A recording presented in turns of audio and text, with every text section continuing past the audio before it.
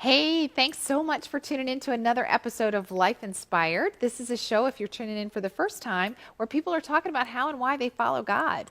And so lots of people have a turning point story, and most people have several turning point stories in their lives where, they were doing something, life was just kind of going along, and God got their attention and has them doing something different, has them, really connecting to Him and walking an inspired life. And so that's kind of what this show is all about. You can watch these programs on lifeinspiredshow.com and share them from there. You can also watch them on Inspired Homes Facebook page and YouTube channel.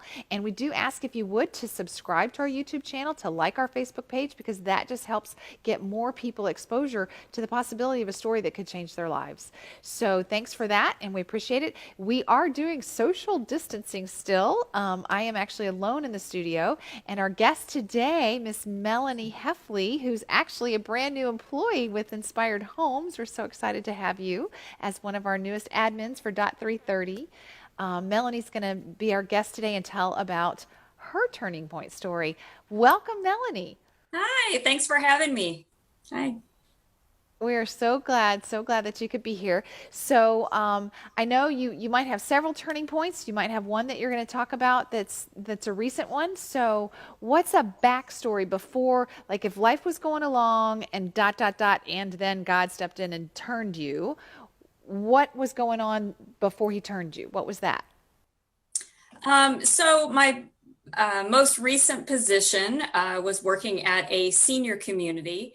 My job was director of sales over there, and it was new to me. I've always been in hospitality.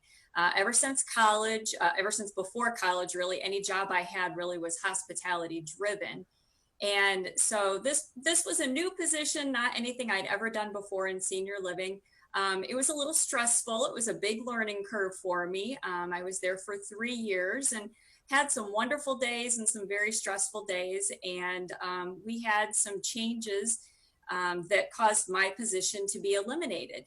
And it wasn't completely out of the blue, but the day that it happened, I didn't know that was going to happen. So I Right. took it in stride. I honestly was glad that it kind of happened to me instead of one of my other salespeople. And I just had a peace about it. I went home and I told my husband, Wow. and I said, I'm okay with this. Um, I got that position, I believe, because God placed it on somebody's heart to encourage me to apply for it. It was completely not anything I was looking for. I was very happy with my position before then. Somebody called and said, "Hey, I really think you should take this job." And I kind of fought her because I said, "I've never done anything with senior living. I'm not equipped for that. I'm not used to that." And she said, "No, you're going to love it. You need to take it." And I just feel like, God has perfect timing, and He placed me in that position. And I fully believe that He removed me from that position for a reason. Right. Has He told you the reason yet? Do you know yet? Well, I think it was, again, just His perfect timing.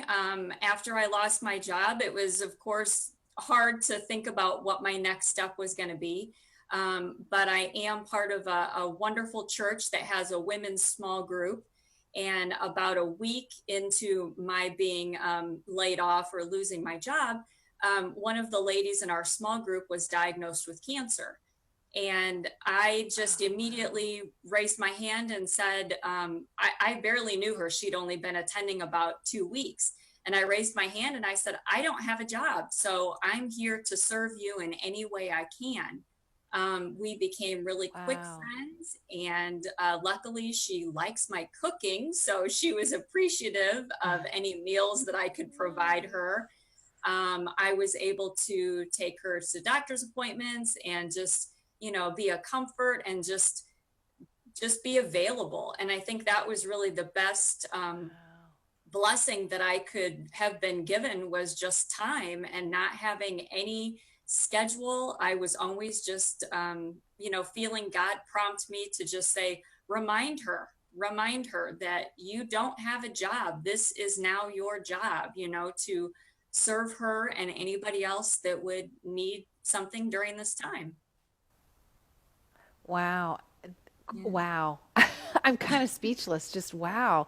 I mean, the timing that he had you do that, and then he had you in the Bible study, and then he had her come, and she wasn't in it before, and he Right. just made you available for her. That's just he's hugging on her and saying, "I love you," and he was loving on you. And now we're doing that Enneagram study at the office, and you're a number two helper, right?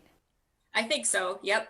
I haven't officially taken the list, Yeah, but that's what I thought. I really feel like I've always had a servant's heart, that God has always, put Right. me in positions to serve. And that's what I love to do. It makes my heart happy to make somebody else happy.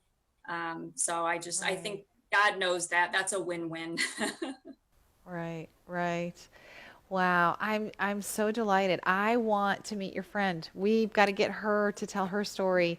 We can do social distancing and she can tell her story on the couch too. That's just amazing. So I am so delighted. I did not know that. We Inspired Homes has hired Melanie to be admin for three agents. We have our little mini teams we call dots, and so you get to be helper to them. And God let you have some experience from title company in the past that Yeah. makes it just a great fit for you, knowing what we need done in the admin spot. So we're just excited to have you for that, and your helpful hands. What a great testimony. I'm so thrilled.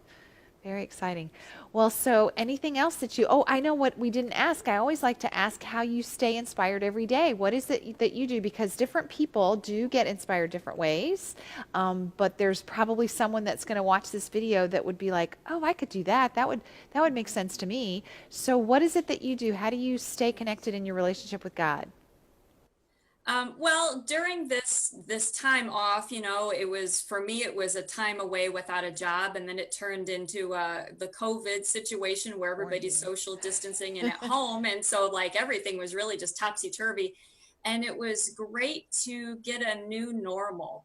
I would, stay setting an alarm, get up in the morning. I'm a morning person, so I love to get up in the morning and be in this office that I'm in right now. It's got big windows, and I could, read my Bible here in my chair and put on worship music. And I saw that you just had Kelly Jones in as one of your guests. And she, Yep. during this time, was doing workout videos every morning, and I would watch Right. her live.